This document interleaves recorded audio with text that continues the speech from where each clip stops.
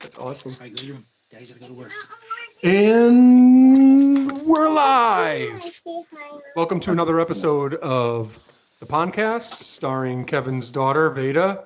Hello, Veda. Hi, Veda. Hello. How timely. We were just on for like 30 minutes, and she decided to come say hi the second we went live. And Steve was in the background. You can't see him going wild. Oh, Like what are the guys called on the okay. Good night, baby. on the tarmac with the things? What are those guys called? Yeah, they're called guys on the tarmac with You know what they're Yeah. I love it. I love it. But we're here. We're very excited to be here for episode 60, version 2. And you might be wondering, why are you having episode 60 right now? You had episode 60, what was it, 62 last time? Yeah, we had 2 weeks ago, we had episode 62. So why are you having episode 60? Well, if I'm answering your question honestly, because episode 60 in terms of our new platform and technical issues was a complete abomination. So Yoon Ro, our amazing guest from episode 60, I felt so bad. We had this amazing conversation and people really missed out on it. So it was a real bummer for us because we had such a good time. And luckily for us, Yoon Ro is an amazing man who is willing to come back and spend time with us again. And actually, the timing is perfect because he's just released his new book that we were so excited about when we were talking a month and a half ago. So we're here again. We're here with Kevin, who is daughterless at the moment. Hi, Kev. And Hey guys, how are you? Chris Leone, everyone's favorite tortoise breeder from Garden State Tortoise. Steve's in the background, who you can't see, and of course, our wonderful guest, Yoon Ro. Thank you so much for being with us again. My pleasure to be here with you guys. And we believe you. We believe you because you're here again. You ever thought you'd be doing this podcast a second time? What more fun could a monk have than to talk turtle? And that's true. I don't think I said that you're a monk, which is something I should say, right? That would explain I just want to touch your shirt. Is that bad? Is that rude? It looks so, silky. You always bring it right up to the line. I do. It's true. I can't help it, but I want to say it because I know the people who are watching are thinking the same thing. So that's all. But I also know that you're a very nice man, and you probably won't hurt me, although I know that you could. So is that a bad way to start? This shirt was a gift from a friend of mine in Cambodia who runs a wonderful company that employs 600 artisans from around the country, gives them health care and places to live and a steady income in their amazing work that they do with carving and fabrics and so on. Anyway, he gifted me, he had a couple of these shirts made for me when I was there helping him with his company last year. And so I'm glad you like it. It's one of my faves too. Thanks. I do love it. And if I was with you, I would touch it. I just want you to know that. And that's you in a nutshell a little bit. Not that we'd ever want to put you in a nutshell. There's too much cool stuff going on. But your shirt has a cooler story than 99% of my entire life. So that's why it's raw silk. It's raw silk and it's said to grow hair. Just saying. Okay, 100% of what I've got going on in my life. So It looks like it's working. Yes, I knew I should have touched it up before the call. Oh well. Kevin you're on the ball tonight. Very good. Very sharp. I got yelled at, That's a good start. I do. You think I'm bad to him on the podcast. You just see behind the scenes when I tell him he needs to speak up. My shirt was a gift from a guy in Pennsylvania, actually, named Steve. Okay, moving on. So let's talk about the book. It's really exciting. It's like nothing that I've ever encountered before. What kind of led you to want to write this book? Before we get into that, I should just say I should ask, how many books have you published? Have you written that have been published? I don't know. More than 20, I would say. More than 20. So it's been a lot of books. So from what I can tell, I'm a fan. So I have a lot of your books here. I have the Mad Monk Manifesto. I have what I think is your first book. Is that correct? Exotic Pets? Yes, actually, that is my first book. Okay. So from what I can tell, your first book was about exotic pets, something that you're obviously passionate about, or you wouldn't be on a turtle podcast and you wouldn't be friends with me, because everyone knows that I don't really talk about anything but turtles and exotic pets. So the first book was about exotic pets, and then you have 20 in between, 20-ish, and then now we get to the new book, Turtle Planet. So why now? Why come back to this thing that obviously interests you now, if I may?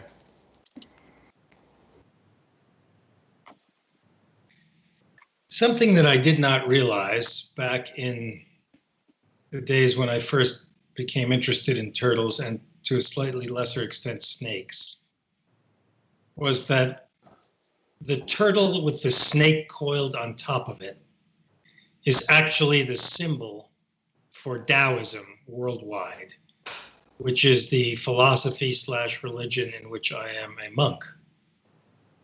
And if you go to Daoist temples all over Asia, you will find that statues and ponds full of turtles, statues with turtles with snakes coiled on top, are ever present, omnipresent, no matter where in Asia those temples are. China, Southeast Asia, wherever. It's a strange coincidence that I should be drawn to exactly that philosophy or religion that was probably the world's first coherent conservation system, and be drawn as a child to its very symbol. But there is some beautiful full circle feeling about that. And I have been keeping these animals for 54 years now or so. And I've noticed that the exercise in compassion and the heightening of sensitivity to the natural world is ever more a piece of the work I do. And so when I take care of my own animals, I do so because I'm consciously interested in exercising compassion that way. Compassion in the literal sense of the word, meaning feeling with. And so when I wrote my last book that was published, Mad Monk Manifesto, my publisher, my editor, wanted another nonfiction book. And yes, thank you.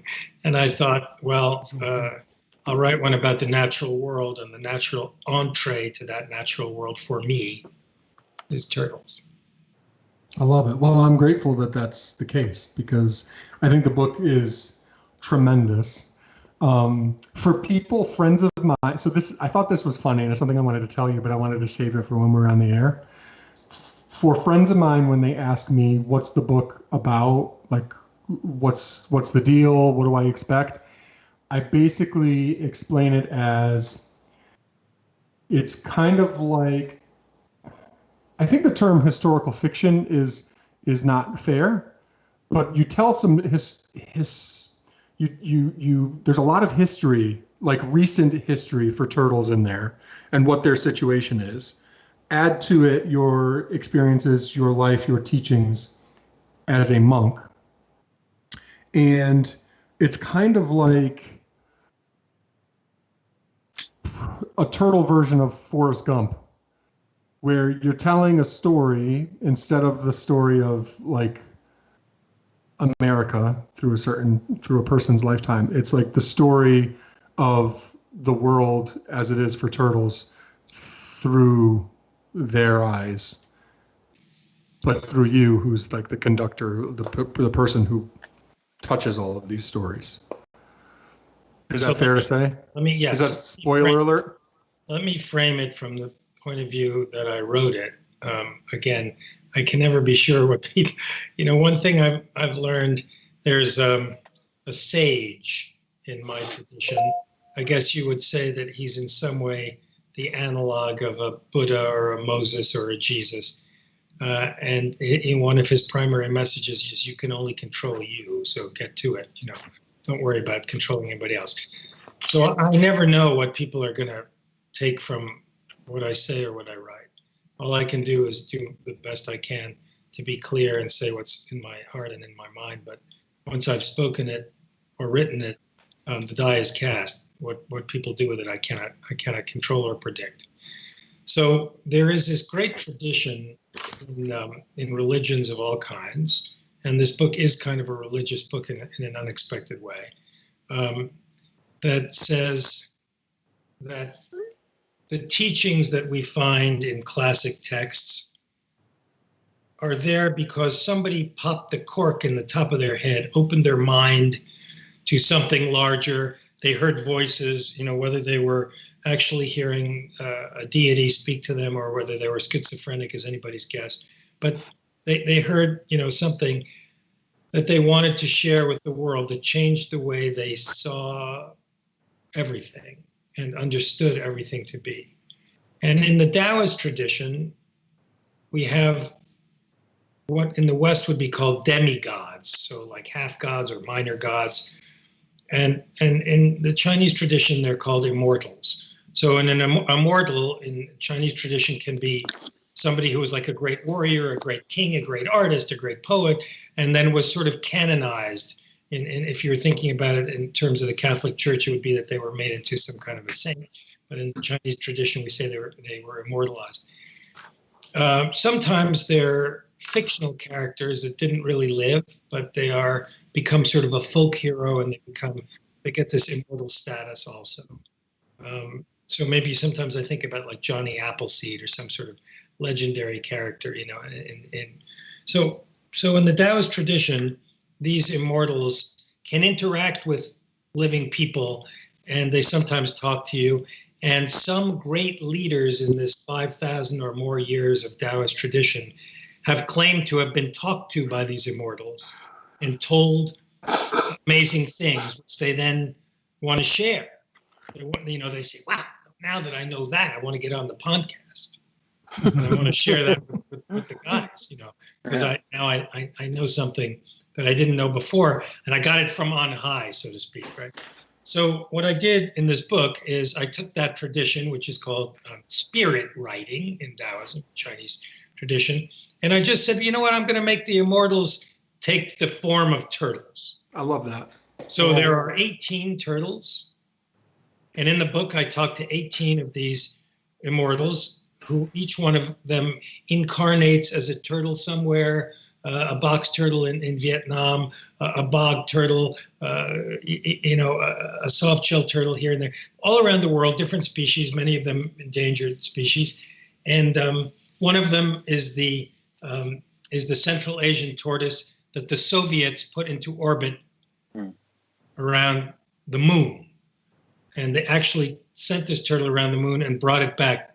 I didn't make that up. They actually did that. Right. And so, I happened to, in my meditation, encounter this fellow when he's in Afghanistan, where he was returned after the space flight. And he tells me about, what it's like to see the Earth from the moon, and his vantage point about, our religions and our petty squabbles and what we've done to planet Earth. And anyway, so the meat of the book is those 18 conversations, and then it's bookended by some science and a little bit of autobiography. And the fact that you are a turtle person, which is amazing, because I'll give an analogy. So when everyone knows I'm a turtle person, so they get me turtle things. They go on vacation, they come back, and they give me the little turtle statue that's made out of turtle seashells, right? Probably everyone who's on this podcast right now, or has ever been, or who has ever watched, is probably the turtle person in their life, right? So we all live that life on some level. So when people come and they bring me these gifts, I'm the type of person, I'm always tickled by that sort of thing. Just the thought, it's the thought that counts. But when something resembles a real turtle, to me, it means more. So you bring me something and it looks like a species I'm familiar with. I say, oh, that's really cool. That actually looks like a painted turtle. That actually looks like whatever. And that's the thing that I love about this, because I think this book would have been good if it was written by a non-turtle person. But I think the fact that you actually know and you actually love these animals and, you know, have knowledge of the different species and their situation in the wild and their situation in captivity and everything else brings it to a next level where the turtle person, the person interested in biology and science and animal welfare and all of that type of stuff, what we're talking about with COVID-19 and it allegedly starting in animal markets and all of that type of stuff. Anyone who's interested in that sort of thing can really take interest in it. In addition to the fact that there's religion in here and it's in a really digestible format that's really comfortable to read and inviting to read. It just makes for a really nice book. But my point just being that the fact that you're a turtle person is something that's really exciting to me. So can you tell me a little bit about that? Can you tell us a little bit about that?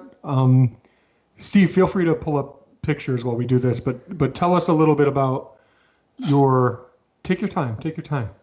A little bit about your life with turtles, what you're keeping now, what you were keeping recently that you're not anymore, that sort of thing. Because I know that part of your story, but I think it may be helpful for some of our turtle-loving viewers to kind of hear that side.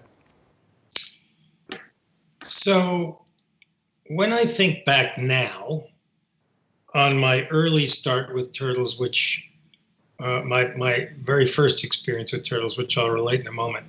When I think back on it now, I realize, and maybe I should say as an aside to anybody listening or watching, and to all of you, that I'm pretty sure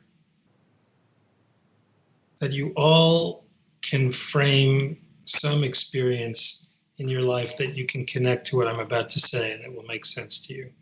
But when I look back on it now, it makes the fact that I had an experience with a turtle as a little boy and that it stuck with me and was of interest makes perfect sense in the context of the man that I subsequently became. And I realize now that there was a continuum. There is a continuum. I guess as long as I'm around, there will be that continuum. And that it isn't accurate to say that it was a snapshot. It's more like a movie, right? So engagement with the natural world and with these kinds of things is a reflection of our consciousness and of our sophistication, of our sensitivity, of our intelligence, and it evolves over time. I dedicated this book to my 9th grade biology teacher, who is the person that arguably set me on the path that I'm on to choose a religion that in some sense is a worship of the natural world. It's not exactly accurate, but for now we'll say that it is. So when I was 9 years old, I was canoeing on a river in Connecticut, and I saw this little painted turtle, and I tried to use the paddle. I was a little boy, so I wanted to catch it. I tried to use the paddle to get it, but it kept evading me and jumping off the paddle before I could get the paddle back in the canoe. And I chased it around with the canoe a little bit until I finally caught it in some shallows and duckweed and whatnot. But what occurred to me at the moment that I picked it up out of the water with my hand was that right at this second, that turtle is looking up out of the water at me and the world. But a second ago, it was under the water and it was looking down at a world that I will never know, a world to which I have no access, a world in which I cannot live. And that lucky bastard had 2 worlds, right? He had the ability to see everything at the surface and above, but also below. And that was just about the time in my life where I was becoming aware of the fact that I also wanted to see below the surface of my life. I wanted to understand things about the way the world worked and what reality was, who I was, where I was, what all this is about, that I did not understand and was not being taught in school or in Sunday school or in any other or by my family or parents or grandparents or anybody, but I was hungry for it. And this little creature, it was a little painted turtle, probably just a few inches long. That little creature became in my mind somehow what it still is today, which is emblematic of an ability to see both above and below the surface of life. Love it. I just feel connected to you because the story took place in Connecticut. Is that bad? It did. Just saying. And I think one of the reasons I enjoy our talk so much is talking about the idea of the morality of what we do. I have an unfinished book that I was writing, not to impress you or anything, but an unfinished book that I was writing. It's 44 Word document pages, single spaced. Okay, no cheating, no college essay cheating with double space, and basically just on my ideas of like the morality. What I was calling it was the morality of turtle keeping, and that's a book. That's a 44-page document that I will never finish, most likely, but it just goes to show how many thoughts there are kind of swimming around in my head, pun intended. And that's something that I know you think about a lot. And you yourself keep some turtles. Can you speak to that a little bit and your thoughts on that? Yes. Before I do, let me say two things about what you just said, though. Sure. Number one, I would like to read that 44 pages, that document, and you want to share it. I would love to. And don't give up contributing to it, and maybe someday I'll help you get it published if you want to do that. So that's one thing. Second thing is you don't need to impress me. You don't have to worry about impressing me, because any guy who is as short and diminutive as you and able anyway to maintain this large presence is impressive just by yourself. You don't have to worry about any more impression. Just saying that. I can't stop smiling. Aww. I'm trying to. It's cute.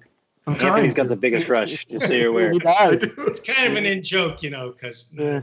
But anyway, all right. He called me today and so told me how nervous he was about seeing you not on that air big. again, Yeah. So for those people who are watching it, I'm making a joke because Anthony is actually a very, very tall person. So the morality of this is a very difficult subject, and it's one that I wrestle with. I think it's probably fair to say on some level on a daily basis. The idea that we can take a living sentient being out of its habitat, and hopefully we are not doing that.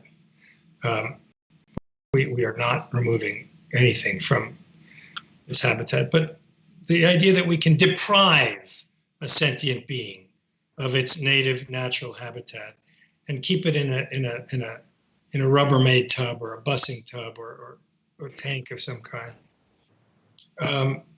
is morally very questionable to me. And maybe, you mentioned that I keep some turtles, and I do, not many, not nearly probably as many as many people listening to this or watching it. But, or us, yeah. Or definitely not any of you. By comparison, I keep nothing, actually.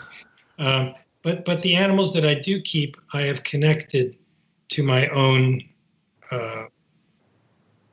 intersection in the world with the natural world, which is to say that I have only Asian species that come from places that I have frequented or continue to frequent virus aside.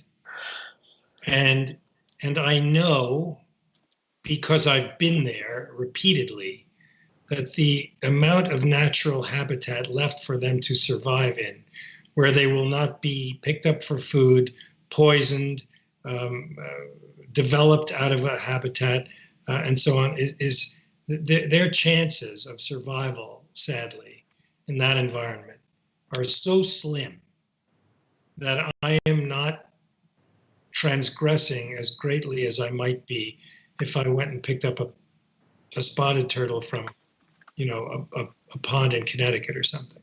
Mm-hmm. So I mean, I justify this, and I'm using the word justify because I'm aware that it smells a little bit like that. I justify this by, in my own life now, and this is certainly not true, and this isn't a redemptive admission that I try to make in the book Turtle Planet, where I chronicle my misdeeds and the number of species that I've interacted with either as a zookeeper or in my own home, which is sadly not a small number of species. A third of the species in the world or something like that. So now I looking at things a different way and also living in a different world, because the world in which I started 50 years ago, this was much less of a critical issue. Turtles were not endangered the way they are today. We have to evolve in so many ways.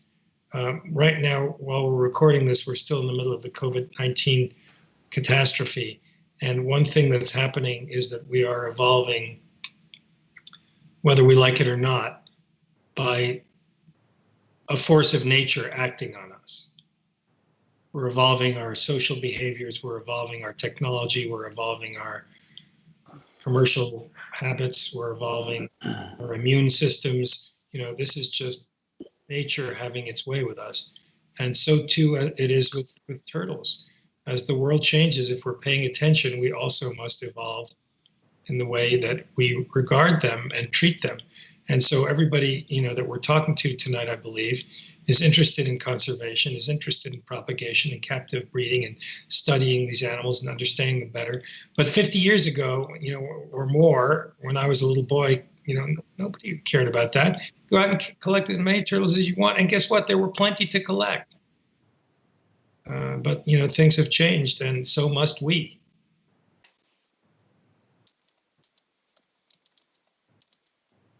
I have an anonymous comment from someone who would like to know if you're in the FBI. If I'm what? Okay, sorry. My wife thinks that you're in the FBI. And I'm in the FBI? Let me tell you why, because this goes into something else that I wanted to talk about. Sorry.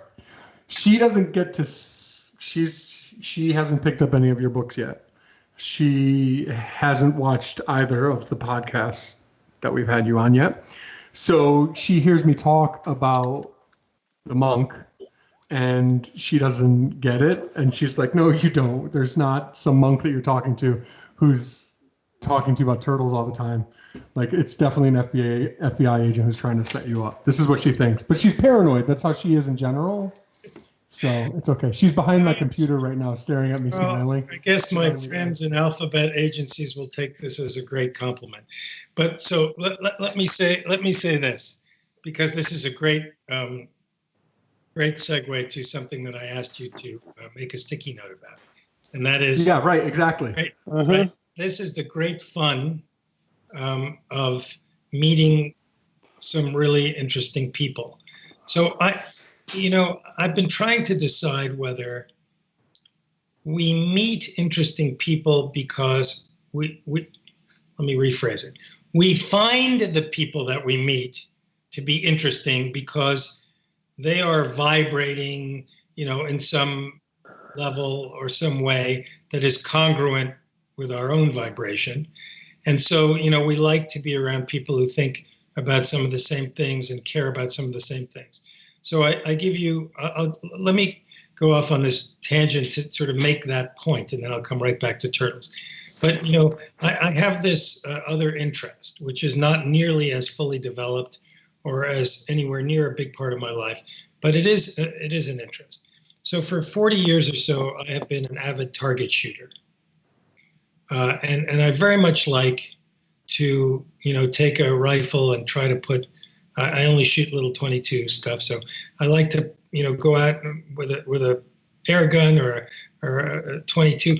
I like to go out and see if I can put multiple bullets through the same hole at 100 yards, which is, for a man in my condition, a very hard thing to do. And the reason that I like this has nothing to do with violence, with gun culture, with paranoia, actually, it doesn't have to do with anything except that I'm a bit ADHD. And when I am doing that activity, I am in meditation. So the whole world constricts down to that little view of a rifle scope, and everything else disappears. And so the limited number of people that I've met with whom I talk about target shooting are all people who respond not to the fact that I have a rifle, but they respond to the fact that I'm interested in meditation. So in other words, what I'm trying to say is that somehow in that, what other people would think of as a strange, weirdo thing for a monk in gun culture, and how can you have a rifle? I've managed to find the microcosm of people who also find shooting like that to be a meditative exercise. And I link it to my martial arts practice, which is part of my Daoist umbrella. So now I come back to something that happened today. I have some other exotic pets. I have some Mexican hairless dogs. And I have these dogs for the same reason that I originally had turtles, which is that I like dogs, I like pets, I like animals, but I have allergies. And the dogs don't make me sneeze. They have no hair, so they hold no dander, and the dander is where the saliva proteins that make you allergic to dogs are found. So anyway, they're more or less hypoallergenic. And so, over the last 30 years, I've been keeping these little Mexican hairless dogs. And I put a cute photo up on Instagram yesterday of 5 little puppies that I have now. I wasn't looking to sell them. It wasn't a commercial venture. I have people that want these puppies. But I put a cute little, Instagram thing, like puppies of Instagram out. So I get this guy, and he writes me. He says, I'm really interested. Are any of those puppies available? And for some reason, I say, not really, but, if you want to talk about it, private message me.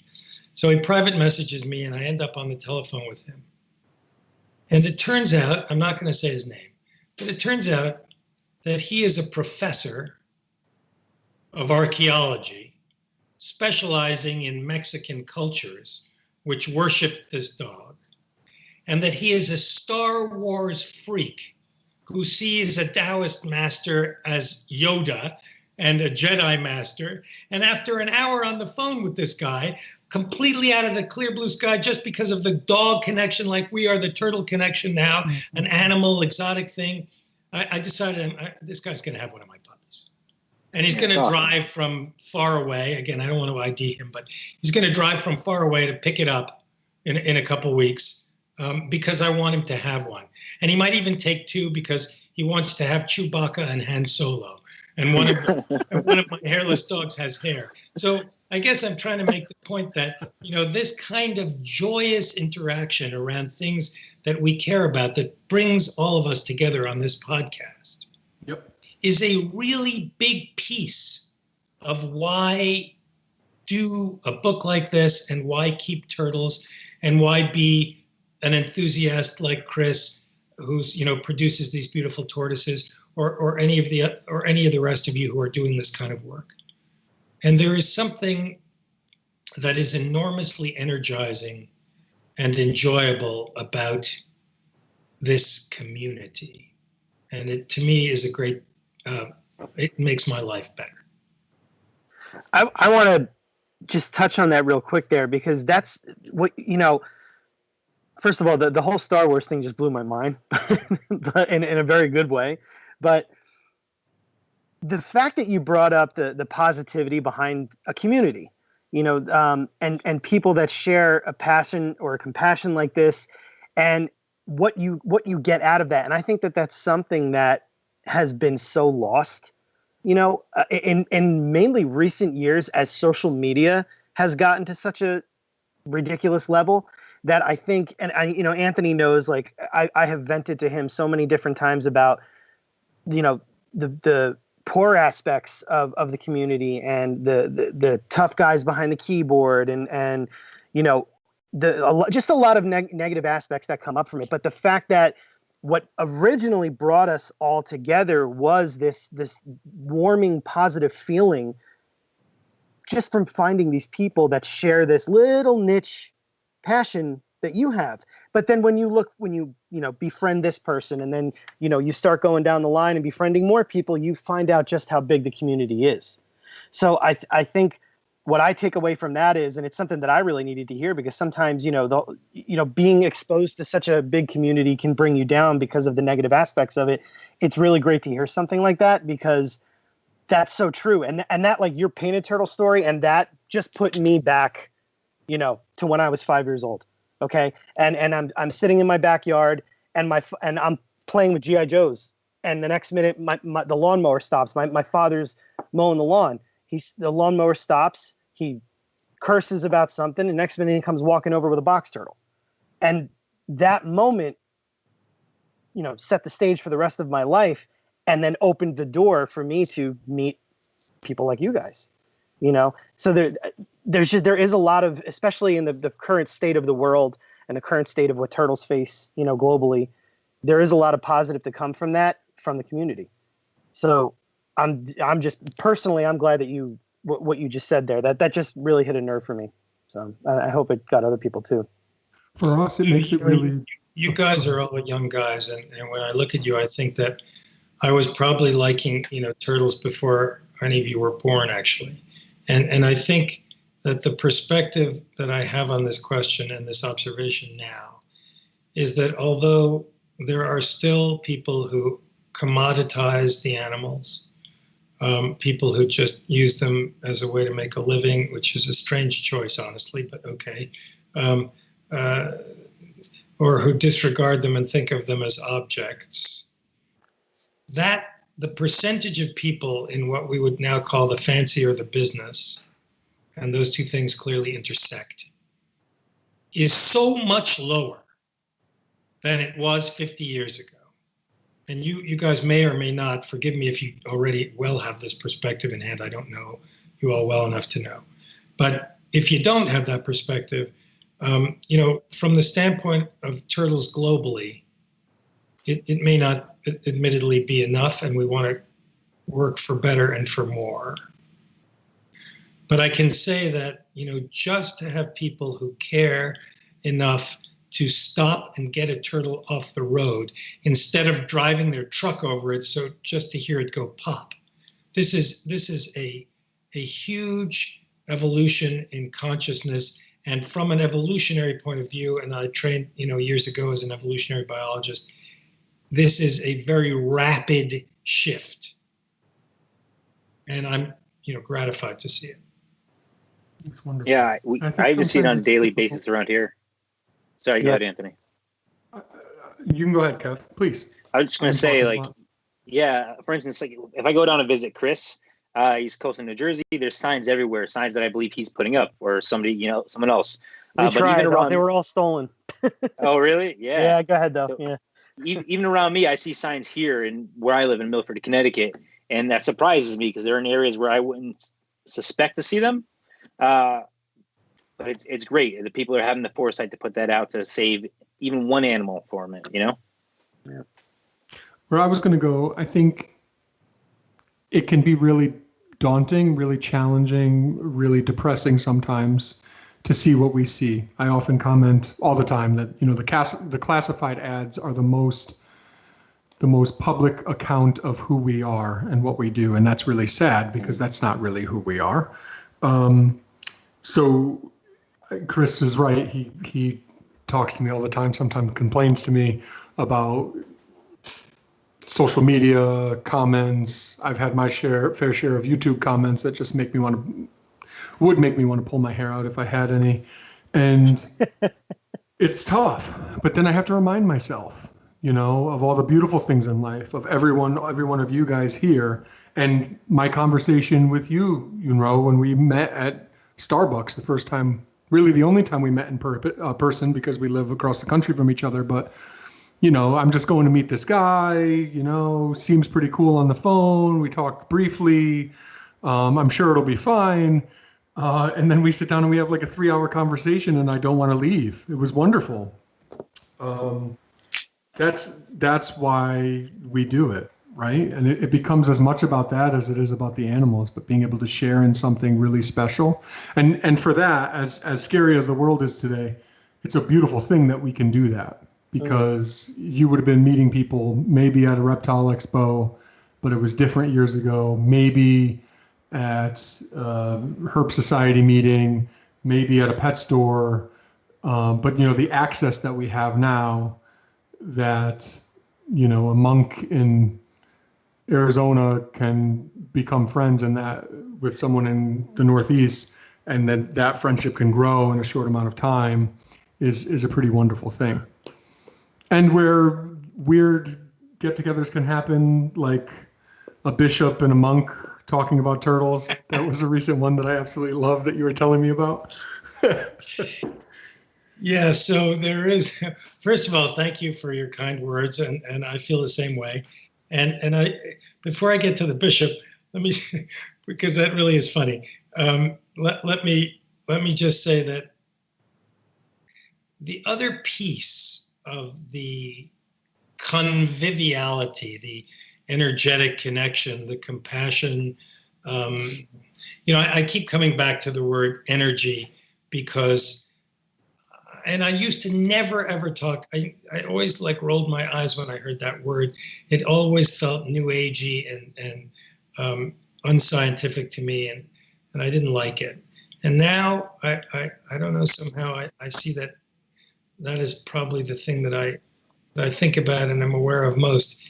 But in the morning I keep on account of the fact that I have these puppies, I had to use my turtle room briefly. So that my home didn't become a urinarium, so I've moved some of my turtles onto the kitchen counter. I have a forbearing wife, and so I come in the morning. I say, "Good morning, babies," and I walk by and they're all stick their heads out and looking at me. And my wife says, "You're talking to your turtles, right?" And I say, "Oh yeah."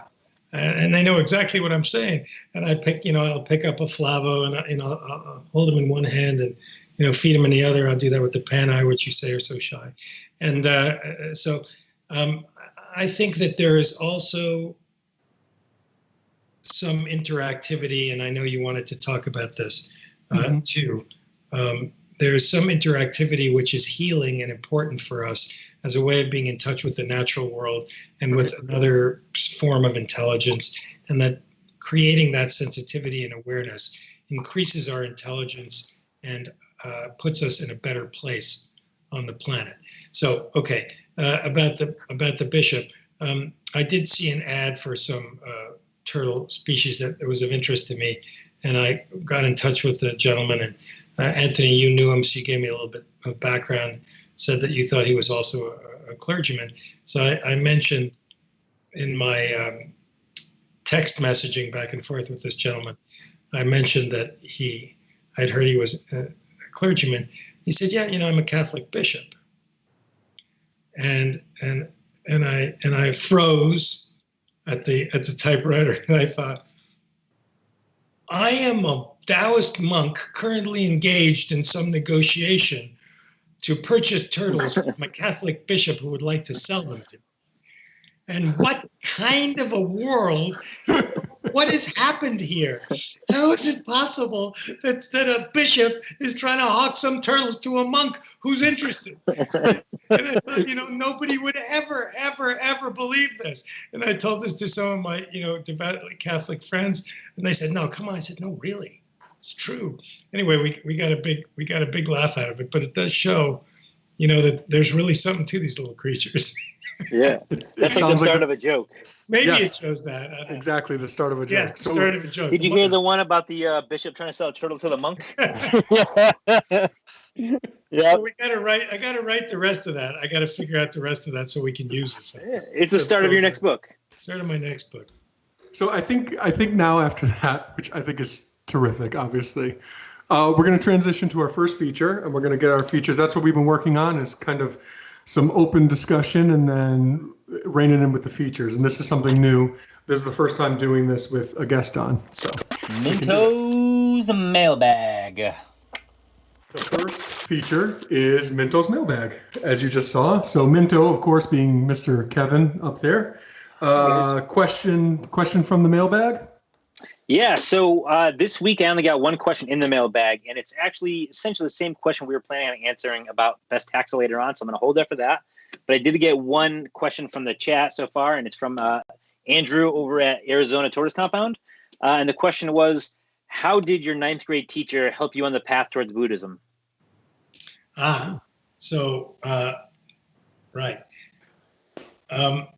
I realize now belatedly that I forgot to invite him to listen to this. So I know he's reading the book right now, but I'll send him the link later. He lives in upstate New York now. So just to clarify, I'm not actually on the Buddhist path because I'm not a Buddhist. I'm a Daoist, but it is another Eastern religion, and there is some overlap and similarity, I suppose. And I would not say that he put me on. Well, he didn't put me on the path to Buddhism because I'm not there. But how did he put me on the path to Taoism? He was a very ardent conservationist. And he went on to become a professor, a field researcher, a biologist. And he worked with mountain gorillas and other things in the field in Africa. But he was he was a 23 or 4-year-old kid when he was teaching me, and I was a 14-year-old or whatever that I was at that age. So, there was not that much between us really, but those 10 years, as we all know, are critical 10 years in who we are. And, he was the one who talked in awestruck tones about the cloud forests of Costa Rica and what was happening to the amphibians there, and being little dark frogs being collected. And he showed me slides. You all remember slides from 35 millimeter, cameras and all that before digital. And his care and compassion for the natural world, which included, and I should say this because I think it's notable, it included the interests of indigenous peoples. It wasn't only for the animals. It was a very sophisticated, balanced, harmonious view of the natural system. He was an ecologist. And at that time, ecology was a new field. So just the idea that one could scientifically examine the way nature worked in systems, and where a frog fit into a system, where a turtle fit into a larger system of which it was a part. That sort of scientific synthesis was new in the West, and it was only, 10 years later or more that I discovered that it was not new in the East. And that idea of a system of which we were a part and the animals were a part had already existed for thousands of years. I just didn't know it. And it had a different name, and it was spoken in a different language, but the concept was all there. That's why I see him as the one who set me on this path. I hope that makes sense as an answer. That's wonderful. Can you speak a little bit to, and I want to continue to get into the features, but I have to ask, can you speak a little bit to just what it's like in Southeast Asia from, I would consider you a citizen of the world, but originally coming from the Western world, as you were talking about, and then what you were able to find there. I see a lot of really nasty rhetoric around how people, particularly in China, treat wild animals. And China has a huge population, and it's complicated, right? And I think people don't really realize that. And there's different people with different viewpoints, just like there is here. Not everyone voted for Donald Trump, and right, that sort of thing. Yeah. So I do in Turtle Planet. I set a few of my stories, my fables, in East Asia and Southeast Asia to kind of give some nuance to this answer, and so I hope people will read it in the book. The virus right now is causing a sea change. It's forcing a sea change. Whether that sea change lasts and takes hold is anybody's guess. I wouldn't venture to predict, really, in the way that wildlife is treated. But I want to be a little bit careful not to lump East Asia and Southeast Asia together, because although there are many things that draw them together, specifically around the trade in wildlife, meaning that people in Southeast Asia go and catch turtles and sell them to the Chinese, but there's a vast cultural abyss between the culture of the Cantonese culture of Southeast China and the culture of Southeast Asia, Vietnam, Thailand, Laos, Cambodia, and so on. And they're completely different peoples. They are completely different history. And of course, is there some historic cross-pollination through military and political campaigns and so on? Yes, but way beyond the scope of our conversation. So let me just say that what's happening is that this is a very population-dense part of the world, by which I mean human population. And it's tropical. And people are farming and developing and destroying habitat at a startling rate.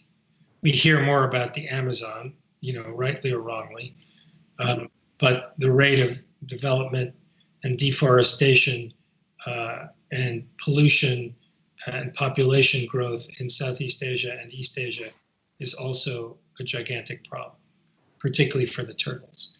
So what you see is that people who have no livelihood are very compelled by the price they can get for a little turtle.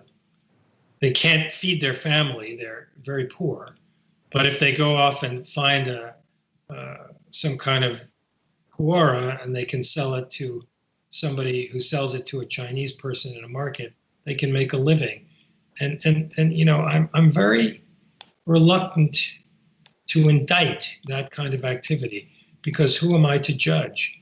Right. I live a privileged, I live a privileged life by comparison and by most measures, and I don't have to worry about catching a turtle in the woods to feed my family. So I'm very. I find, and I really think that this goes back to the question in the inbox about my teacher, because I got this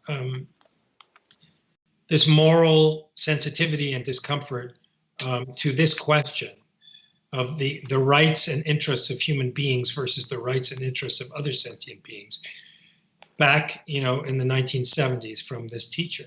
And, now I've pursued this in a religious and moral and philosophical way. But, the kind of discomfort at seeing something we can call morality that I think every one of us can agree upon, regardless of your religious or philosophical background, is when you see someone or something in a position of power exerting his or her or its will over something that lacks power. You notice this. So whether this is, some creep beating up his girlfriend, somebody, beating up their kid or worse, or somebody taking advantage of a helpless turtle, and running over it to hear a tire pop. When you see this kind of thing, regardless of your moral or ethnic background, most people recognize that they're seeing something offensive and wrong.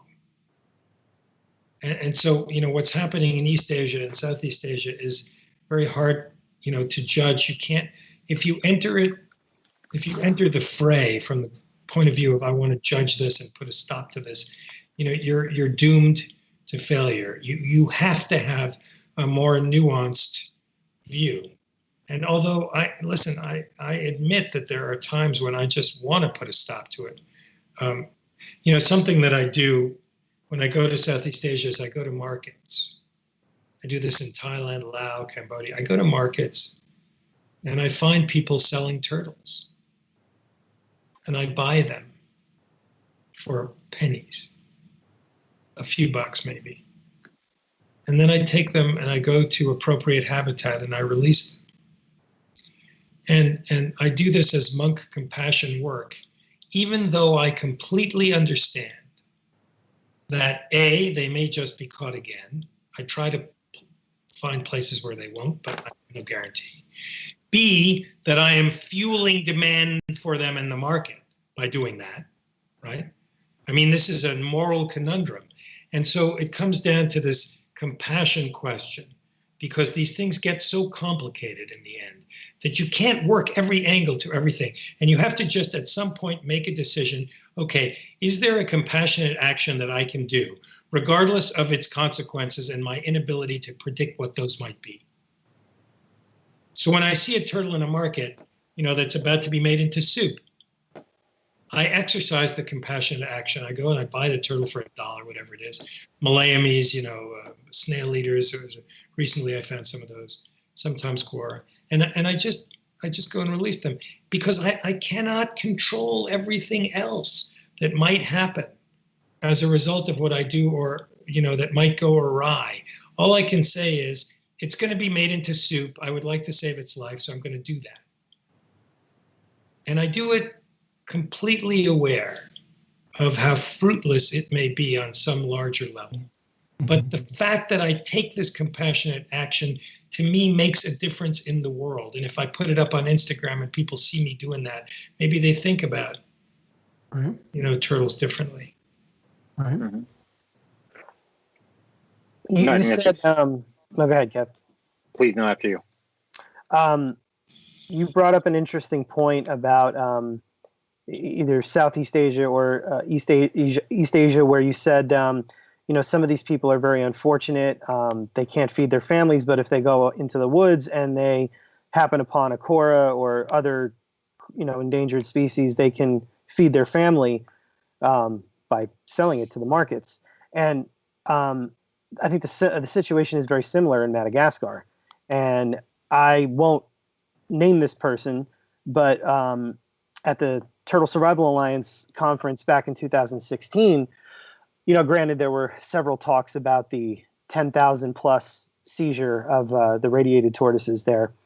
And, people were so angry, and you had two different sides to it, not sides to it, but two different opinions of it. And some of them were along the lines of what you said, where some of these people, you have to cool your jets for a minute and think of how unfortunate some of these families are. And that's why they're grabbing these radiated tortoises or even the plowshares. Now, I think those 10,000 were destined for the pet trade, but some of these locals that cannot feed their families, they're saving their children's lives by taking the life of a few dozen tortoises maybe. And, that's where it complicates things, because you're talking about such a disastrously poor country where it's local people are relying on the local wildlife to keep their children alive. But then you have other opinions, and a certain individual came right up to me and was talking to me about this and said that if they could get to Madagascar, that they would put a bullet in these people that are killing these tortoises to feed their family. So it brings up a very controversial but interesting way of looking at things. Is some people they're the horse blinders are on, and we as humans tend to do that with anything. It could be something positive, could be something negative, but you have to stop and think about that. Why some of these people are going to that extreme. We spoke about this today, earlier today, Yunro, and the fact that things are complicated. There are always multiple sides, sometimes many different perspectives on each one of these issues, and that's what makes it so difficult. That's what makes it so difficult when people on opposite sides of the aisle continue to argue about what's the best course of action in a complicated issue. So using that as a transition to getting to our next feature, which is Pit and Peak, talking about the positive and the negative, how complicated things can be. Sometimes you're trying to do something right and it's not going right. Sometimes you're trying to do everything you can and it just doesn't come together. My daughter's in the background screaming for me. I don't know if you can hear this. So I wanted to ask, go ahead, Yunro, if you had something. If you don't mind, there's something really burning before we completely abandon that last subject, because I think of course, forgive me. There was one final thought that Chris's comment brought up for me, but I think it's like maybe the most important thought of the whole thing. At least it seems so to me, so I want to share it, and then I'm done on that. Yes, I'm aware of things in Madagascar and also other places. And I want to say that I'm not sure that I should have characterized people in these circumstances as unfortunate, because I'm not sure that an Aboriginal lifestyle or a lifestyle which involves interfacing with the natural world in a way that is much grittier and more earthy than, our condo, mansion, urban life is appropriate. I'm reluctant to make that judgment, honestly. Those words came out of my mouth, but I thought about them afterwards and thought, I don't know if I want to say that they're unfortunate. That may just be something that their culture has embraced, like Inuits killing whales or whatever. And the thing that has shifted is not the people and not the turtles. The thing that has shifted is the global context in which those behaviors and traditions exist. And those people cannot be held responsible for the fact that around the world we have populated and grown in such the human population has so destroyed the planet that what they were doing for thousands of years is no longer okay, and that's not their fault, sadly. Right? So they're not the big consumers and the ones that are having 20 kids and all the rest of it. So I want to say that. The second thing that I want to leave with is this moral responsibility question, because this is something I wrote about in the manifesto, and I cannot remember really if I reiterated it in Turtle Planet. A pet peeve of mine is the way we sell each other and human beings so short that we engage something that is euphemistically called enlightened self-interest. And enlightened self-interest is a way that I see some of our modern speed and greed culture framing our behavior towards each other. And it says something like, do the right thing because it's going to benefit you in some way. That guy that you just picked up after he fell off his bike and he's bleeding on the sidewalk, and you go over to him and say, can I help you? Are you okay? Do you need a doctor? Do you want me to call 911? The fact that you stopped and got out to help him, maybe he's a tire salesman. And boy, sometimes someday you're going to need some tires for your car, and he'll remember that you did him this good turn and you'll get a cheap price on some tires. Mm-hmm. Right? In other words, the spinning of the idea of karma or consequences or morality, that we do the right thing because someday it's going to come back to us. This, I have to tell you, even as a non-Buddhist, is a perversion of what karma means in Buddhism. And it is a very ugly selling short of each other. We don't do the right thing, whether it's saving the turtle's life or helping the people who don't have food for their family. We don't do the right thing because we think, somebody's going to see me and I'll get on YouTube or something.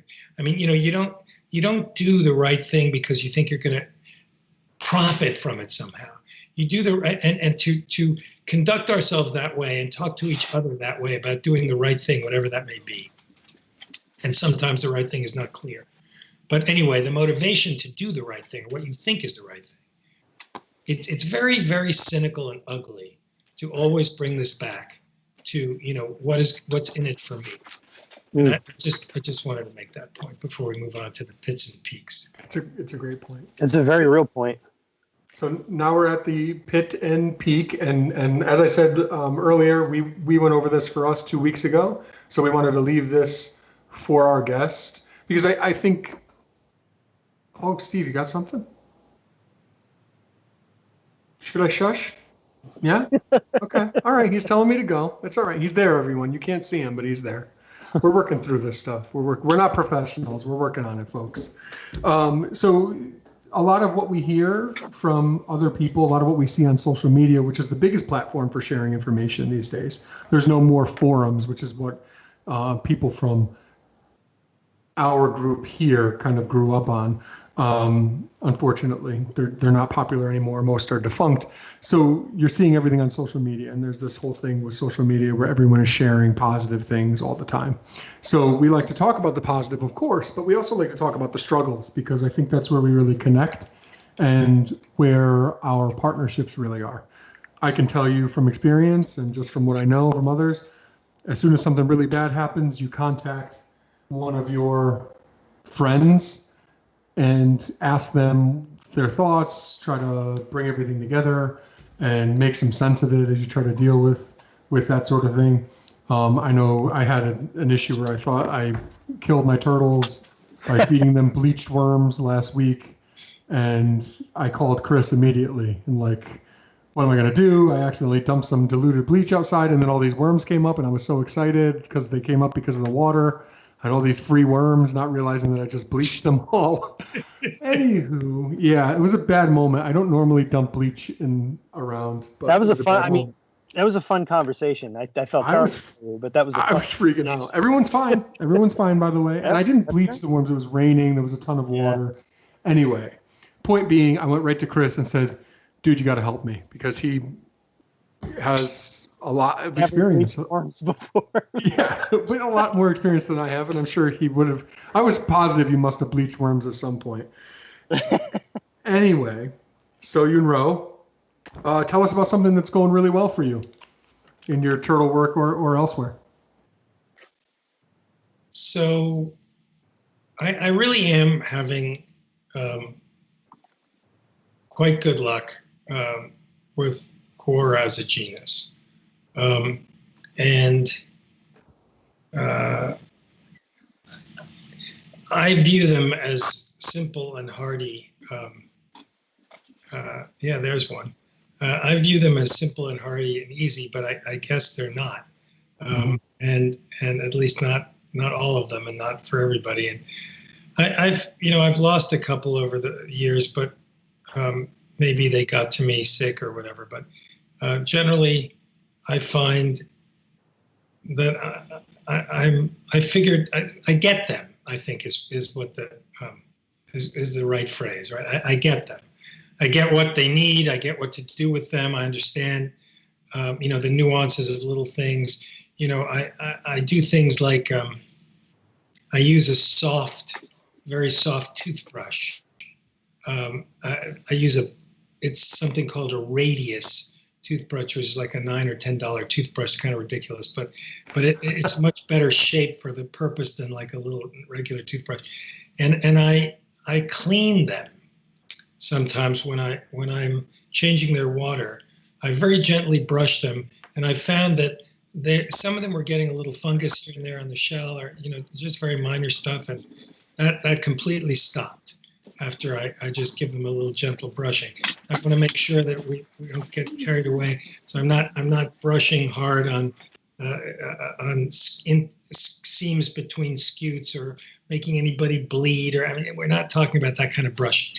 Just talking about basically keeping the animal clean because they're not out in the sunshine, so the antibacterial and antiviral effects of UV light are not operating on them. But I get their omnivorous appetites for all kinds of different greens, and they get a wide variety of things. Whatever it is that I'm doing with them, and I don't have so many, but I have a few different species, is really, really working, and they are thriving like crazy. So I view that, as a peak.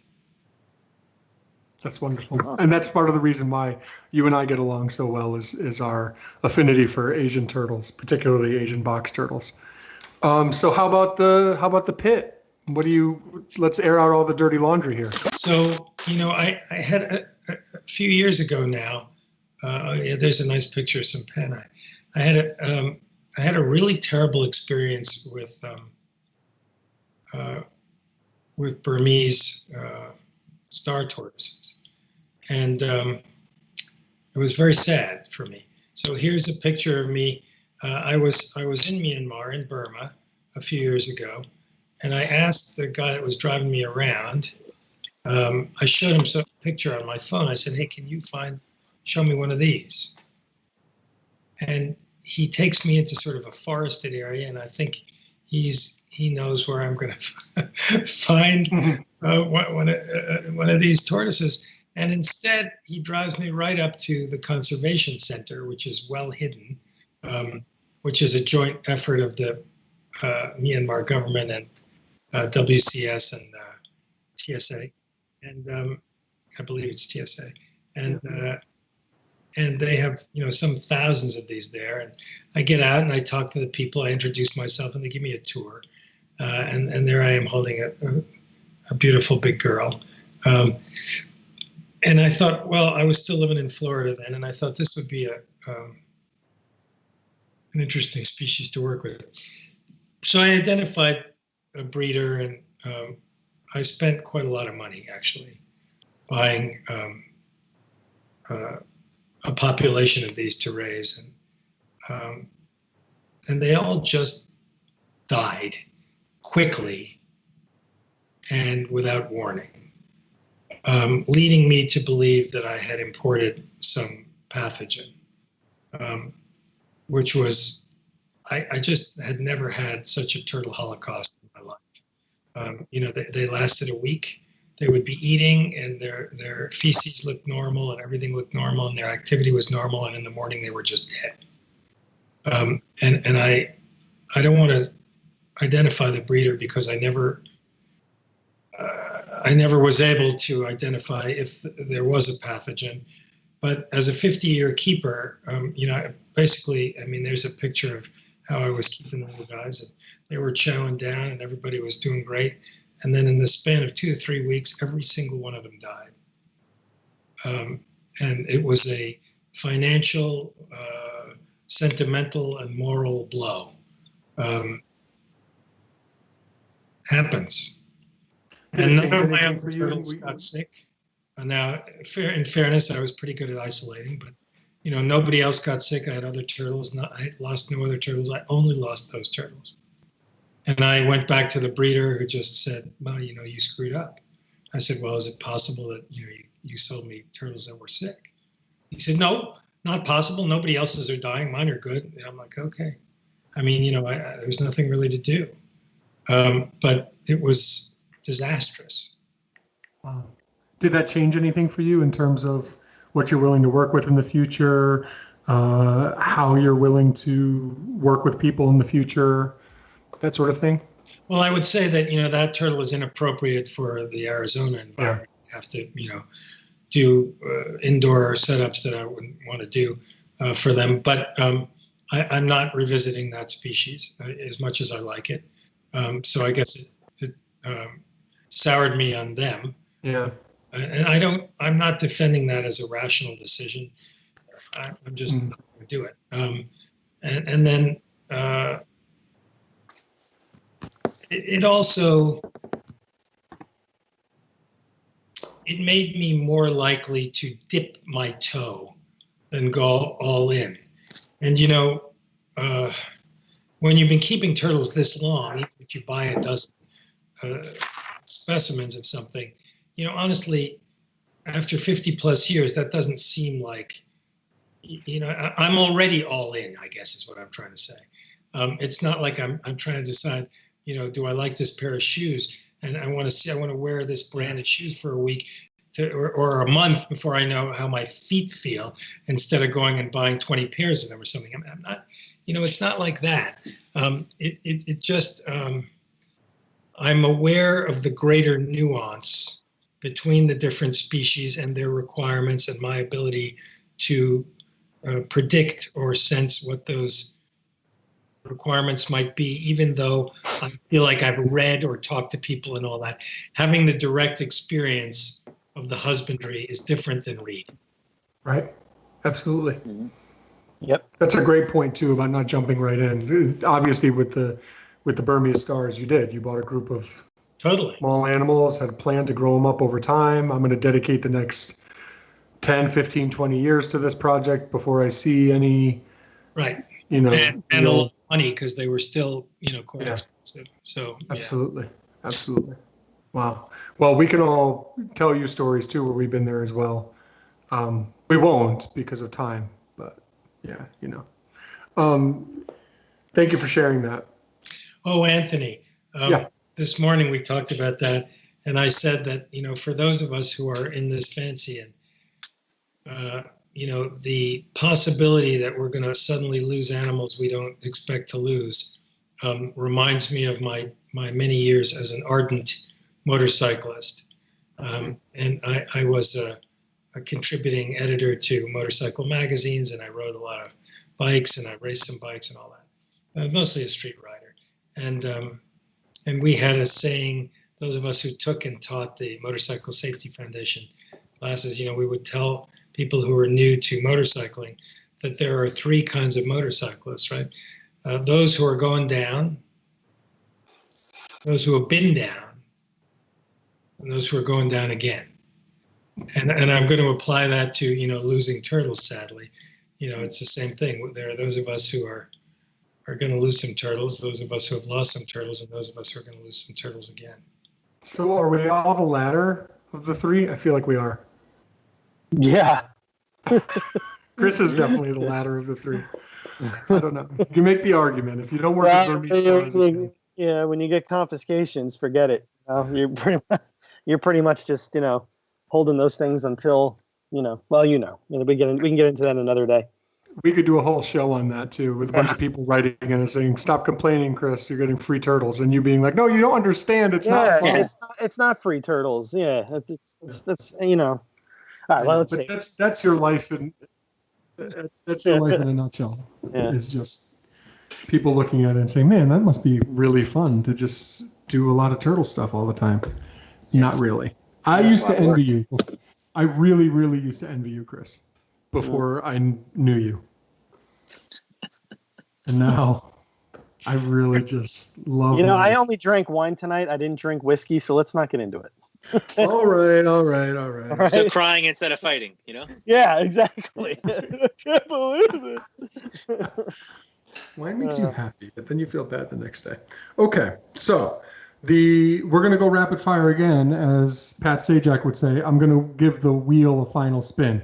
And obviously our guest gets more time than we do, but we are now absolute experts on this. Who wants to go first this time? I went first last time.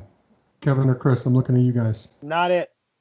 I'll go first. That's fine. Okay, do you have the timer up, Kev? 1 minute, right? Yeah, well, we did 30 seconds, but let's do 1 minute. 30 seconds was too close. We got to see how close we can get to 1 minute. Yeah, Don't make the ding go off. Let's try on our own organically to see who can get closest to a minute without going over. So we're combining Wheel of Fortune, Price is Right. Well, are you going to explain what the tax that we're going over this time is? What are you talking about? Like, What the question what's the is? question? Yeah, What's the question? Of course, yes. Gosh, let me get to it, guys. Geez, so this is the best species. He wasn't going to do it. The best species spotlight, where we talk about. I was going to. Gosh, Anthony, you just know the difference. You don't have your stuff in order today, man. I do have my stuff in order. What are you talking? You know what? Just you just be quiet over there, Peanut Gallery. Oh, okay. So the best species spotlight is where we talk about the best taxa that is something. Last show we did the best species that nobody's familiar with, or that we think you ought to be familiar with. Yeah. This time we are doing. Which one are we doing? But like to make a connection. The best species. Yes, the best species for making a connection. Sorry, gee. Obviously, I was lying. I really wasn't lying. I was going to say. Remember, I had to call you today to get like a better grasp of what you were talking about. So. Yes. Right. So I did know at that point. Oh God, I hope I got it right then. So like an emotional connection with an emotional. Yes, and there you go. Okay. Connection. Okay. So who's going first, Kev? I'll go first. That's fine. Okay, now we're trying to keep this to a minute for everyone but Yeah. Yunro, who's gets, we want to hear him talk. That's why he's here. Yep. All right, let's do it, Kev. Tell us what you got. I'm gonna hit start right now. Here we go. So this is a much newer species for me to work with. That is actually on screen is Chris's Aldabra tortoise Mickey, and my daughter, who you met in the very beginning of the show about 2 years ago. I've always just loved them. I've always wanted one, but never really thought it was possible for myself until I see Chris, who has one. Spent 2 years going over there, checking them out, and finally jumped in. Andrew, who's actually in the audience tonight from Arizona Tortoise Compound, helped me out. Great guy. It's not the best species for everybody, but I can't even tell you, like, just even the short time I've had it, the 2 months, it's one of the most personable animals I've ever come across. I go into the enclosure, it doesn't run, it comes up to me, it eats out of my hand already. And knowing that this is going to be an animal that I could possibly pass on to my family and my kids and their kids and so on and so forth is something that I can't tell you how much I value. I love that animal, and I love Mickey too. So thanks, Chris, for showing me that. And that's my time at 57 seconds. Well, you were looking at the countdown the whole time, or the countdown. I had it. Yeah. See, we don't get the ease of that. We got to really perform. He was like giving himself a high five. Yeah. Oh man, I had no idea. You still have to range it. You still have to time it out in your head. I know it's tough to stop exactly on the dollar when you pump gas. I get it, but still, you were watching the meter the whole time. I get it. Just saying. Now, if anyone else had similar thoughts about their species, don't be alarmed. Okay, that's all I'm going to say. Chris, were you going to talk about Mickey too? Sorry, Chris. Time? What, am I going now? Yeah, why not? All right, I'll go. I see you're 57, Kev, and I'm going to raise you like maybe 30 seconds. So. Okay, well, let me restart this. I'll hit start whenever you start talking. Count me off. Okay. 3, 2. So Stop. I've also chosen stop. I've also chosen a giant tortoise for obvious reasons, and now our life, my wife and I, we have the backing where we have worked with them both in the zoo field and we work with them at home. My wedding gift to my wife was our Aldabra tortoise, Mickey. Mickey's going to get huge. So like Kevin said, Aldabras are not going to be for everybody. However, if you can provide to them, give them the room inside, give them the room outside, you can do it even in the Northeast. They are personable. They are unbelievable. You can pet them. You can scratch them. You can this, you can that. They connect with us on a different level. They're a very social species. They enjoy being around other species of tortoise, including people. So that's why I chose them. There's my wife, Casey, with one at the zoo. And that's Mickey. And Mickey is finally outside for the season. So that's it. That's all I got. I like how this is happening. This is fun. This is fun with the choosing the same and not knowing. That was good. Yeah. Steve didn't tell anyone. He just took everyone's pictures ahead of time. Oh, yes. Steve did not tell us. Didn't tell anybody. Steve, you are a rascal. Yeah, he's probably sitting back there like these two a-holes. They both picked the same. Oh my gosh, you are a rascal. Wow. Okay. And Anthony picked another hybrid. I did not pick another hybrid this time. That's why it's the best taxa spotlight and not best species. No, it's called best species, but then we elaborate, and sometimes it'll be a subspecies, right? We're talking about red ear sliders. We don't also talk about the Cumberland slider necessarily every time. Okay, different situations there. However, really quick, Chris, that was 45 seconds. Good. Good. What did I do last time? 29. Yeah, I think it was 29. Yeah, I feel like I was smoother last time, but you know why? Well, because you were like the opening band that was better than me that just went on before me because you picked my topic. So like all my ideas, just like the blood just left my head. You know, like I was going to talk about the opening scene of Jurassic Park with the Brachiosaurus and how it's like seeing that in my yard, and then you ruined it. Yeah. So I blacked out. Rory. You were like an auctioneer last time. Yeah, I was. Yeah. And over here we got okay, I'm up. Okay, go ahead. Okay. And so 3, 2, 1, go. So I had to go with an Asian species, of course. Okay, that is the Chinese box turtle, Coroflava marginata. I feel a connection with my flavos, man. I do. I feel like they're watching me, they're thinking, they're judging me. And isn't that what you want in a turtle? I just think it is. So Chinese box turtle, there's a couple different subspecies. We have both the nominate Flavomarginata, and the subspecies from the Ryukyus, Evelinae. Yeah, you know those ones.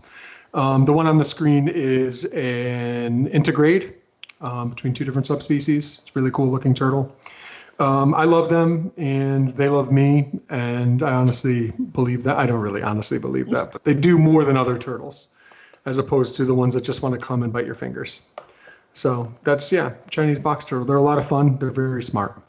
Time. That was exactly 1 minute. Ooh, wow. Wow. And just think, if you didn't say the stupid comment about them loving you too, you would have been like just under a minute. I wasn't over. I stopped and then the timer went off. It was good. Anthony, I have a follow-up question for you on that. Yeah. With you had told me recently that there's like a Japanese locale. Yeah, that's the ones from the Ryukyus, yeah. Okay. So Ryukyus. that's the second one you were just saying, like the Evelyn. Yeah. Mm-hmm. Okay. He didn't get to see those? He probably did, just didn't listen to me when I was showing them to him. Oh, okay. He came by my house recently. When they were here, I don't know if no. He right? saw them at my house. He just it was too much. Anthony has for him. too much stuff. I get distracted. Yeah. Yeah. Okay. All right. So now that leaves our honored guest. Okay, so I'm going to give 10 seconds to each of the three taxis that I like the best. Ooh. So there was a taxi, I think it was a Toyota Prius in Vancouver. I like that one a lot. The second taxi I really liked was a Peugeot 504 in Paris. That was many years ago. And then there was a 40D diesel in Israel. And those are my three favorite taxis. I love it. When you said taxis, I'm like, what is he talking about? That was excellent. How'd I do? That was like 20 seconds, right? That was good. You win. So I got all the taxis. I really don't have any other taxis. You were like the guy on Price is Right who bids $1. Yeah, those are the taxis. So of course the two that you guys picked are really like my faves too. I spent 33 years raising an Aldabra, up to almost 400 pounds. There she is. Beautiful. One of the saddest days of my life was leaving South Florida and feeling like I couldn't really provide for her in Arizona the way I wanted to. And so I sold that female and actually one Galop and 3 Aldabras when I left. But that was my Florida backyard where they thrived for many, many years and were with me through hurricanes and children and all kinds of things, and really the most fantastic animal around. And they do play a role in Turtle Planet too. Mm-hmm. But for those of us who can't either afford those for their cost or for their feeding or for their space or whatever their requirements, because they're not something to be taken lightly as a commitment. I agree with Anthony that Flavomarginata is a great species. Anthony knows that I really have a soft spot for Panai. And could we see a picture of the Panai? I think we saw it before. Yeah. So, a lot of people seem like not to love them. They think they're not as colorful, or they're not as engaging as some of the more that are maybe a little more terrestrial. I have videos, some of which I put up on Instagram, of them chasing me around and taking worms out of my hand and eating and sitting in one hand or feeding with the other. I find them to be a wonderful species. And I don't want to say that I like them better than Flavomarginata or than McCordi, but I like them certainly every bit as much.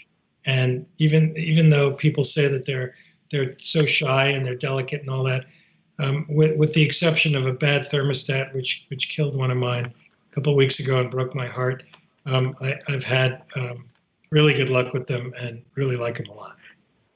Yeah. Absolutely. Awesome. And I think it was an interesting point to be made with this is we're talking about animals that you feel like you make a connection with. Not necessarily the ones that show the most energy or the biggest reaction to you, right? Because there's the whole Pavlov's dog thing, like where you walk in the room and my Reeves turtles are splashing the water the way like a red ear slider does. They're so excited when you walk in, they want food and they're showing you that they want food. One species that the monk and I really enjoy, the Oaxacan mud turtles, right? They're like that. I have them up high because I want to keep them warmer. So I had my hand on their tub while I was doing something. I have some japonica below them, Geoemida japonica, and I'm reaching in and messing around with their water dish with my hand like this, and they come up. There they are. They come up and bite my knuckle while it's holding on to. I mean, they have to reach all the way up like they're trying to climb out of their tub, which they don't normally do, to come over and bite my hand to basically say, hey, I'm over here. Take a look. Come on. Where's the food? I know when you show up, food comes. That's really fun with turtles. It's a really cool thing, but it's not necessarily a connection. They're seeing me for one thing. And one thing that I mentioned to Yunro in our conversations is the fact that turtles like that I refer to as or compare to strippers or exotic dancers, if you were, because and forgive me for the risque analogy, but their interest in you is for one reason. It's very one-dimensional, right? They're coming to you, they go, oh, hey, big guy, wanna buy a dance? No, I don't. I'm really uncomfortable just being here. And that's the truth. I am really, the few times I've been. Whereas your interest in them is much deeper and more deliberate. It's really a cheaply one-sided. I mean, you went there in order to educate them and help them. No. Sometimes well, I mean, come on. As a young man, sometimes you just end up there. You have friends, things, but I never really, really enjoyed that. I haven't. People watching, fine. I enjoy people watching, and that is a very advanced form of people watching by definition, right? But just the point being that maybe the thing about the mud turtles is that we probably figure that those Oaxacans, and you're right, I really do love that species a lot. And I think that's one of the more rare, underappreciated, and affordable, vanishing aquatics that people can get into, and I hope they do. They're a really fantastic turtle. But I think it's legitimate to say that they would respond to anybody who walked into the room that way, looking for food. Right. Whereas a Coora or an Aldabra is not going to do that. They're going to look and even my wife, who is in the room and around the turtles often, and particularly now when they're quartered briefly in the kitchen, they don't come out and go looking for her to give them something to eat. But the Oaxacans, they see motion, they think food. Right? Mm-hmm. Anybody walks in, they want to. So I think there is a higher level of discernment. Now, we are grotesquely anthropomorphizing here, which is fun to do.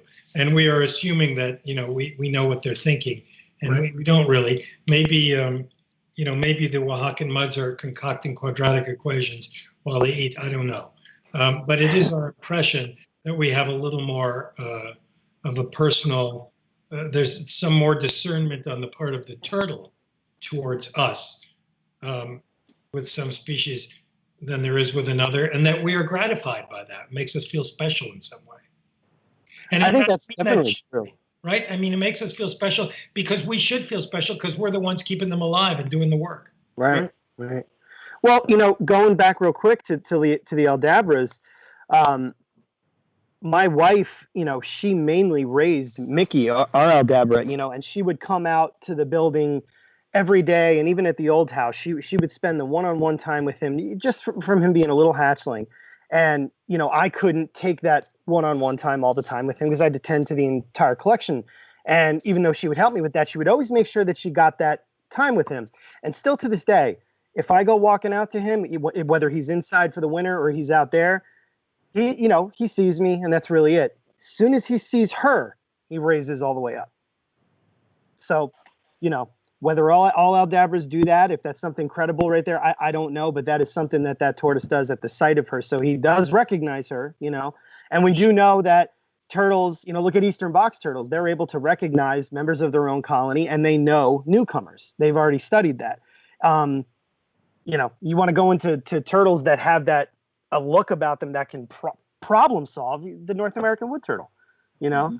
I've experienced it on many more ways than I'd even like to admit, because when I was younger and stubborn, I lost some of them because I underestimated their intelligence. That's the species I figured you were going to use for I'm this. a little disappointed that I didn't, but I didn't think that Kevin would backstab me and steal my species.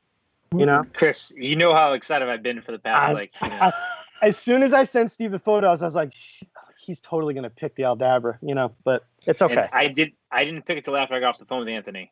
I think it's telling that So, you know, maybe things like the North American wood turtles and the Kora too, and bog turtles and spotted turtles, maybe animals that are generalists that find food sources in both plant and animal material, that are able to live in water and on land.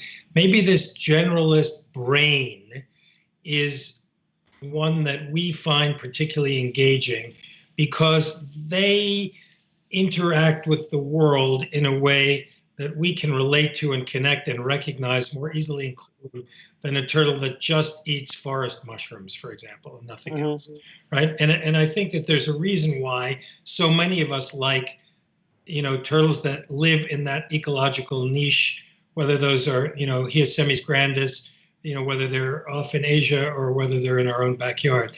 There's something very engaging about those, you know, wood and box turtles, rhinoclemis also.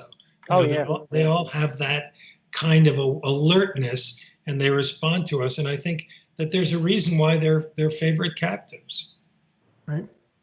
Right. Maybe it's even part of their general strategy that they knew that the turtle apocalypse was coming, and that if they were that attractive to people like dogs did, they would stay alive. You know. Yeah. I want to share really quick. I'll make this quick because I know it's getting late here, but I do want to share one quick story about the North American wood turtle. I'm going to leave some details out that'll, you know, make the story not as engaging. But when I lived at home with my parents allowed me to put in a turtle pond, but you know, I spent so many times butchering the yard that my parents finally made a deal with me, like, we'll get a real pond made. So we had a local pond company come out and build a pond for the turtles. While it was beautiful, it was not the most functional because these guys are used to koi. Okay, so I had to add a lot of things to the water so that the turtles didn't drown. And they also used these designer stones to put the retaining wall up. Obviously, it needed to be aesthetically pleasing for my parents to be happy. But I knew, even as a kid, they're gonna get out. You know, like there ain't no way they're not getting out of this. You know, so we had an area where I don't remember how this happened, but a couple of the blocks had actually cracked and crumbled. And there was a really, really terrible storm coming. It was July this year, this year that it happened. And I remember frantically trying to figure out a way to fix this area of the fence because it was bothering me. My father kept saying, get in the house. It was like 60-mile-per-hour winds coming. So get in the house. You can deal with it tomorrow. The turtles will be fine. And I said, no, they're going to figure something out. He's like, they're turtles. Come on. I said, no, I'm telling you. So here's this area that had just collapsed. And there was a male wood turtle sitting right there. And he didn't look at me. He didn't look at anything. He just stared right at that area where it was compromised. He knew something was different. So only chance I had before I really pissed my father off was I had to figure out, I just put some boards there, some just flimsy boards, something hanging over a little bit to, if he were to get up there, maybe he would fall back down. Next day, I come outside after the storm and I was finally allowed to go back outside. The boards were down. The blocks were still there, but crumbled. I never saw that turtle again. So He's telling his turtle friends the same story about this idiot kid that was staring at him before he got out. Oh, he is. He totally is. He's 2 towns over. Like, now you got to check out this fat kid over in Howell. He doesn't know what he's doing. But that was, God, I was still living at home. I was 16, you know, so, but, you know. So I want to thank you for that, fat kid from Howell. You're welcome. I wanted to cheer you up. I want to wrap it up with this. I want to bring it back to the book. Turtle Planet. It's available on Amazon, both soft cover, paperback. Why do people say soft cover? I see people all the time selling turtle books now. There it is. Very nice. Paperback, and also as an ebook as well. Be sure to get yourself a copy if you haven't already. Yunro, can you share with us what's it been like? I mean, the interesting thing now that we have to get to have you on, I say have to, that was like a Freudian slip. I wanted to have you here. I promise I wanted to have you here. So we're lucky to have you on another time and happy to have you here. And it's really great on top of it because we get to hear, and what's it been like? What are you hearing? What's the buzz been like? So we have six days that it's been available, and it's not really quite enough time to start getting a whole lot of feedback because people, even if they bought it the day it became available, they still have only had it for 4 or 5 days at best. And so I have only heard, other than you guys, I've only heard from one person who has finished it. Wow. And like wrote me a long email about that. I maybe there are others who haven't communicated with me, but the book has been selling well. I mean, it's not selling like Hillary Clinton's White House secrets, but it's not.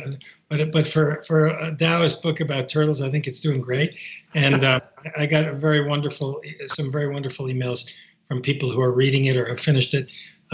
But again, with only 5 or 6 days under my belt, it's a little too soon to say. But I believe it's going to do great, and mostly thanks to efforts of you folks to get the word out to people who care about these things. So thank you.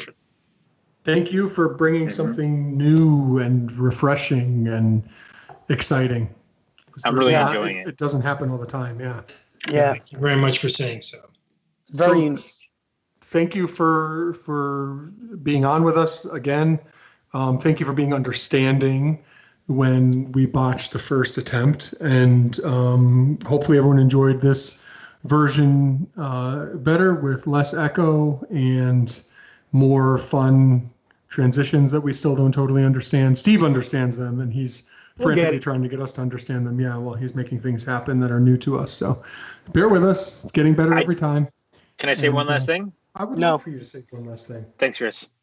I got a text from somebody talking about this. They're watching it right now, and I had written back saying the monk is a very entertaining watch, and the only response was he's perfection. So wow, that's a big sign right there, And this is the first show I've done about taxis, so I did fairly well, given that I was ill prepared. Oh, that's terrific. I want to know what else happened in these taxi cab confessions with the monk. Yeah. What are those called? Like in Asia, they use like tuk-tuks. What are they called? Yeah, some countries do. It's a 3-wheeled motorcycle kind of thing. Yeah. Yeah, that's. You didn't include that in your taxi list, though, so I was confused. It's not a taxi. It's a tuk-tuk. Maybe it didn't do it for him. Just saying. Thank you all for joining us. We'll be on again in 2 weeks because that would be a month from the last unscheduled Pondcast show that we did. Who do we have coming up on this next one? I believe it is. I think it's Sam Pascucci from Florida Iguana and Tortoise Breeders. Oh, terrific! So we'll be talking more about Aldabras. We should have saved the Aldabra for that. See, we both. Sam has some really big Aldabras. Yeah. Awesome. We're going to do something different. Huh? No, you can't. No, Steve just asked if you can talk too much Aldabra. The answer is no. And even for me, who doesn't have Aldabras. We should have Casey come on and talk about how she got stepped on by one. Yeah, bring her on. Okay. I would say let's do too many hosts one. already. Who's going to watch Thing 1 and Thing 2 then, That would be you. Thing 1 watches Thing 2. I'm sick that day. I can't do that. Deal. The only way we add one is if you get dropped. I can drop if I want, yeah. I'll think about it. I think I'm the least important one, so I'll drop. I'll think about it, but the answer already is yes. Let's do it. Thank you again, gentlemen, very much. Thank you so much for being with us. Thank you for your great work. Everyone, thanks for watching, and we'll see you next time. Take care. Don't hang up yet, though, because there's credits.